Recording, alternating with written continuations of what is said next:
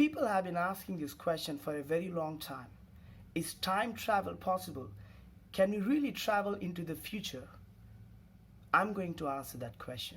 Well, the concept of time travel comes from Albert Einstein's general theory of relativity, and it was quite a successful theory. It could able to solve a lot of questions that people before were not able to solve them. And one of the questions was the precession of Mercury's orbit.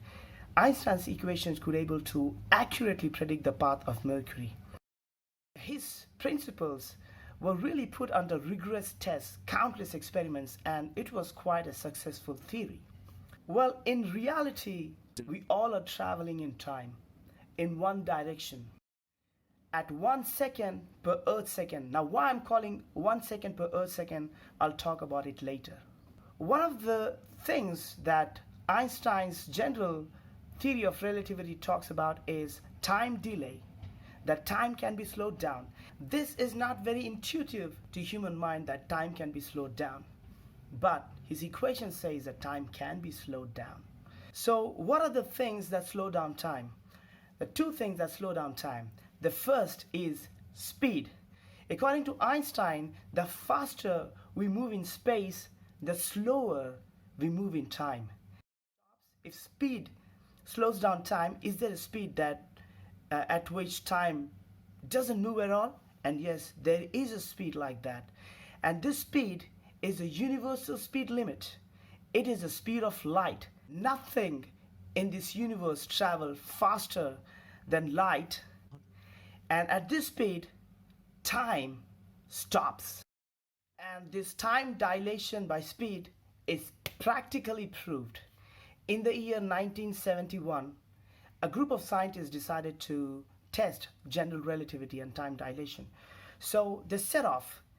They started the journey in an airplane that traveled across the world, and there was an accurate clocks, atomic clock on board the airplane, and there were atomic clocks synchronized with that clock on ground, on earth. And when they came back, they saw that the two clocks did not match. There was a difference. To see how time slows down with speed, they had to fly all the way around the world in the original experiment. En route, they collected data from the pilot, then put it into Einstein's equations to predict the time change. The clock on the airplane had been synchronized with the international standard at the start of the trip. Then it was compared to the same standard when it landed in the United States. The clock on the plane disagreed with the ones on the ground by 40 billionths of a second, just as Einstein predicted. Well, the difference was not that much. It was only 400 nanoseconds, but nonetheless, it was proved that time delay is a reality. And the people on board the plane, when they came back to Earth, they were 400 nanoseconds ahead in future. In order to significantly experience time delay by speed, you have to travel closer to the speed of light. Traveling at a speed of light looks quite an impossibility because according to Einstein's famous equation, E equals mc squared, the faster we move, the more energetic we become, and the more energetic we become, the more massive we become. And it would need infinite amount of energy to travel at the speed of light, which is really not possible. The fastest we could travel in space, 24,970 miles per hour, which is about 13% of the speed of light. Even at this speed, time delay is hard to experience. Time delay by speed is a reality, but time travel by speed looks an impossibility. So what is the other thing that slows down time? The second thing that slows down time is gravity. Gravity slows time. Is this practically proved? Even this is practically proved. So there were two satellites launched by European Space Agency in August 2014. They're called Galileo satellites 5 and 6. They were supposed to be a part of the GNSS system, Global Navigation Satellite System, which is the European version of the GPS system. But something wrong happened during the launch of the satellite in space. Do you know what went wrong during the launch? Yes, it's not complicated, but it's a long chain of events. They were misplaced, accidentally.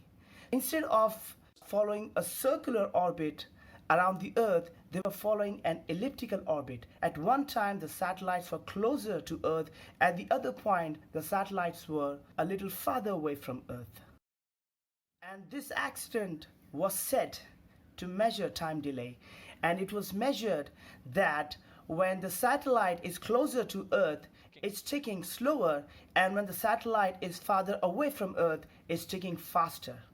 The result is that we confirm the general relativity. If you compare a clock on the ground and the clock in the satellite, then you will have this variation of time. So gravity slows time.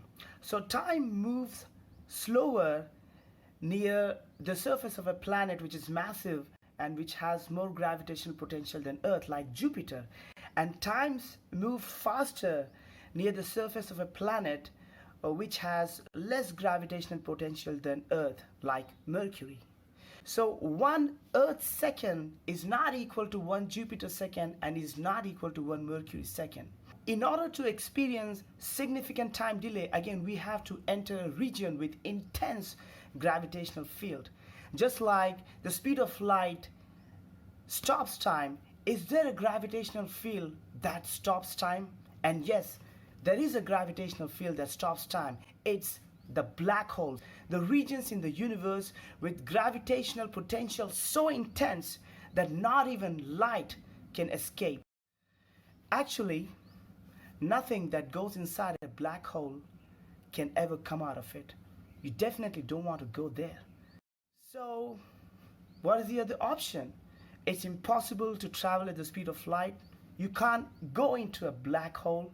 Is there a better way we can travel in time? Well, one of the ways could be that you go near a black hole in a specially designed rocket system with, the propellant systems working so that you don't fall into the black hole. The region, again, has very strong gravitational potential, and time takes very slow. Say, for example, time is ticking at 1 second per 7,000 Earth seconds. It means that if you live there for 1 second, 7,000 seconds on Earth have passed. So somebody sitting here on Earth can able to instantly listen to the tick tick of the clock. He'll hear the first tick and he will hear the second tick after about 2 hours. So time is running that slow there. For you, everything is normal. Everything is ticking at normal pace, but this is all relative. So for somebody on Earth, everything there is super slow motion. And for you, if you can instantly look on Earth, everything is super fast motion. Say, for example, you have spent 3 days in that region and you've been aging 1 second per 7,000 Earth second. So for 1 day, it would be 1 day per 7,000 Earth days. For 3 days, it would be 21,000 Earth days. 21,000 Earth days are literally 57 years.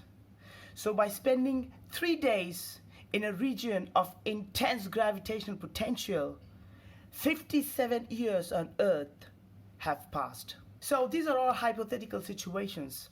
There will be time required to reach such regions, and there will be time required to come back from those regions.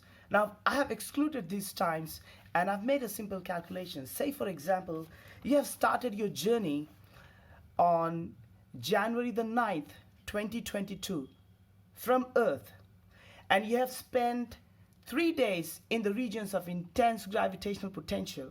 You came back to Earth January the 12th, 2022. Your calendar will read January the 12th, 2022. But on Earth, the calendar will read February the 14th, 2079.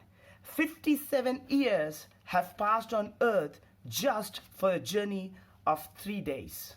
Now, the problem with traveling close to black holes is that they are millions of light years away, and looks like time travel is still on paper. Now, we have experienced a little bit of time delay, but a large time delay, significant time delay looks quite an impossibility. For whom time travel is really beneficial? You know, I think it would be really beneficial to the people with broken hearts. You know, you go out in the universe, a quick time travel of 3 days, you come back here, 50, 60 years have passed, all new faces, everything old has gone, so refreshing you can instantly move on. But looks like quite an impossibility right now. Looks like we're stuck here in this world and we're stuck here in this time with no way out. What do? You have to deal with the pain. Let me tell you something. I believe there is a creator. I believe this world is created and this time is created to break your heart, to test you. And life is a very tiny chance. This is the only planet in this humongous universe that supports life. Life is created to withstand pain. Life is created to deal with that. And you can deal with that all by yourself, gracefully. Thanks for watching.